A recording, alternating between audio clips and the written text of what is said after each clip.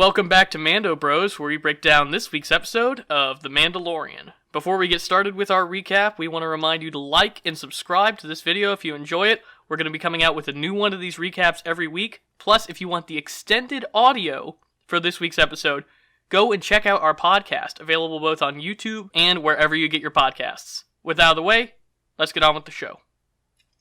How do you do, Seamus? I'm doing good, Garrett. I thoroughly enjoyed our episode of The Mandalorian this morning. It was almost like a bottle episode. Kind of felt like that way. A lot more focus on the ship and these interesting caves that we get to later in the episode. Well, I was glad to see that we were indeed right that this episode would start on Tatooine. Yes, I clocked that too, that you totally called it on the last one. Started right back on the speeder bike going through the desert. And we get this interesting little kerfuffle with some raiders. Yeah, a bit of a showdown with some bandits where we get a comically brutal jetpack kill there. I really liked that. And again, we're seeing Baby Yoda witness these horrors. Yeah, they do give us a little special attention of, like, noticing that Mando dropped this dude from, like, 200 feet in the air. So I was a little scared that they were going to do a thing like, oh, we got to get rid of the Mando's jetpack. He's too overpowered with this jetpack, so we got to make it a little bit more of a struggle. And then I kind of understood, but then I was very happy to see it return to him. Amy Sedaris has a new job for him. She's connecting him with a character who's carrying the last of her kind, these eggs that need to be fertilized, and she knows there are Mandalorians on the planet that she's trying to get to. Shout out to Dr. Mandible, who sets up this deal. Cool ant alien who's friends playing cards with Amy Sedaris. We're playing Sabacc, which, you love Oh, to yeah, see. they were playing Sabacc. She's got the Idiot's Array, which I believe is the hand that Han uses the Falcon to win. with. Yeah, exactly. We see more presence of the New Republic in this episode, and I really appreciated that, because we get sprinkles of that in the first season, but I like to see that there has been kind of a major transition between the Empire-ruled galaxy that we know of the original trilogy and get a little bit more of, official military republic instead of, like, rebellion and the breaking down ships and stuff. When those S-foils go into attack position, Seamus. Oh, man, I knew it was on. That made me smile real big. I agree that I really liked seeing the New Republic in this kind of bureaucratic light. Even though these two X-Wing pilots that we get to interact with do kind of bend the rules a little bit, ultimately, in favor of Mando because of the good that he has been doing in the galaxy as of the first season. And it was really nice to see Mando's good deeds come back, especially him trying to spare, I believe they're talking about Matt Lanter's life. Yes, yeah, I noticed that too, the lone guard on the prison. So that was really cool to see. But we spend the bulk of the episode essentially shipwrecked on this ice planet after trying to evade the New Republic X-Wings.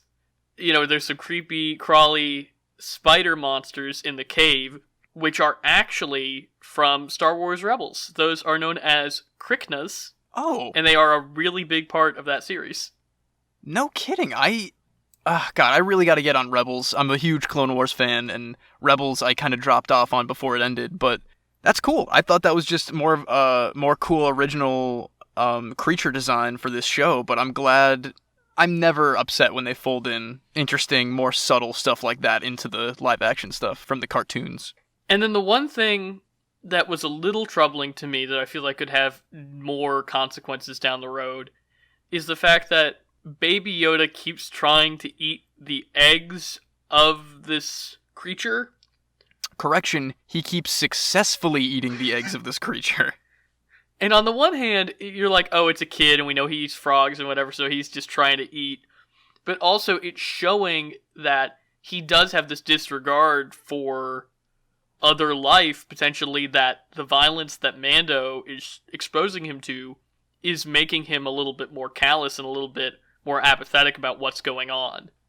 Yeah, I have a feeling we are going to get an episode soon where Mando is going to like actively scold and yell at Baby Yoda, and it's gonna really rock the fan base to see Baby Yoda getting yelled at by such an interesting and cool character that we love, but I think he's going to need some tough love so he stops eating babies. Like, that's not a cool thing to do.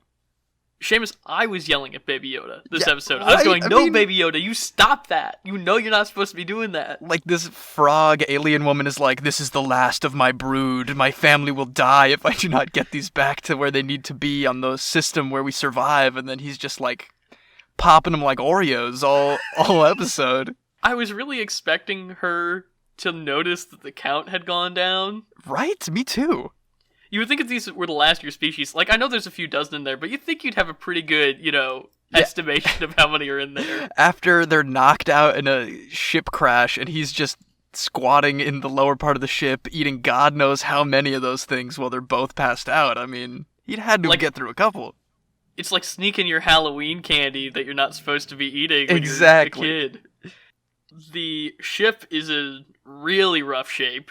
Yeah, I genuinely thought we were going to lose the Razor Crest this episode. I thought it was going to be, similar to how I thought the jetpack was going to go of like, oh, it's super convenient for this character to have this kind of equipment. It makes a lot of stuff easy. Now, I guess it's not so easy. They can't leave the cockpit, I believe. Everything in the ship is, like, not pressurized except for the cockpit. When all those spiders were coming in, man, I was like, how are they going to get out of this? It was, my skin was crawling. For real, just like all the blaster bolts they're firing through that little slit in the door, and they're like piling up like the zombies in World War Z, just trying to skitter through. It was very, very gross. I kind of thought that he was going to end up carbon freezing some of them. Oh, that would have been cool. But, I mean, he did not have time for anything. Oh, no. At the very beginning, I kept screaming, use your flamethrower, until he finally did. Yeah, at that moment, I did think that's when they were going to have to abandon ship, pretty much, but I'm glad he kind of got ditched by those New Republic guys. He was like, hey, how about I don't even collect the bounties and you just help me survive here? And they're like, meh, we'll see you around, buddy, and they just take off. Yeah, we're just going to leave you here to die. Update your ping tracker. Yeah, it was all very interesting, this episode.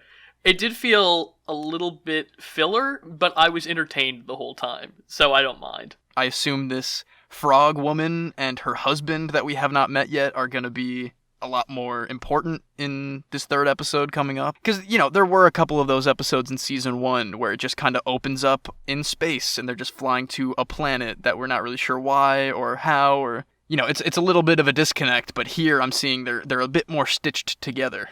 It's domino storytelling. Yeah, and I don't mind that. It's gonna, like I said, it's gonna make these spider episode types feel a little bit more integrated into the more important stuff. And it's not like there aren't huge consequences for what happened in this episode. Oh yeah, between the ship and the Baby Yoda eating the eggs, which might come up again when they get to the planet where those eggs are really important, so we'll see. I kept thinking, I really hope that doesn't, like, try to chest burster him, the one he ate, the egg, the spider egg he ate. Yeah, I was kind of thinking the same thing of, like, I hope Baby Yoda isn't, like, giving birth to frog aliens at some point later, but... Maybe he's a Kirby and he'll transform into a frog creature. Oh, God. He'll have a long, stretchy tongue that they only utilized once in this episode. Yeah, that she gets her clothes back on. I felt really bad for her, just in general. Like, it made me sad. She has that really cool moment where she finds the wreckage of Zero from the Prison Break episode last season. And totally activates the voice modulator so she can speak with Mando. I thought that was really cool, too. It showed me a lot about that character, because I think it feels a little bit like an escort mission at the beginning where you're like, oh, there's this thing and she can't talk and she's helpless. But no, she's super smart and capable, and just because she can't communicate with Mando doesn't mean that she doesn't have her own agency and her own, strength. I hope she doesn't get killed next episode. We'll see, though. I mean, we still haven't gotten to off the planet that we're on, so she's still on the chopping block as of now. That's true. Very true. We'll have to see next week. That wraps up this week's episode of Mando Bros. If you like this video, be sure to give it a like. Please subscribe if you haven't yet, and you can check out more Mando Bros and our other content on our podcast, Pop Culture Reference, and you can find that on YouTube or wherever you get your podcasts.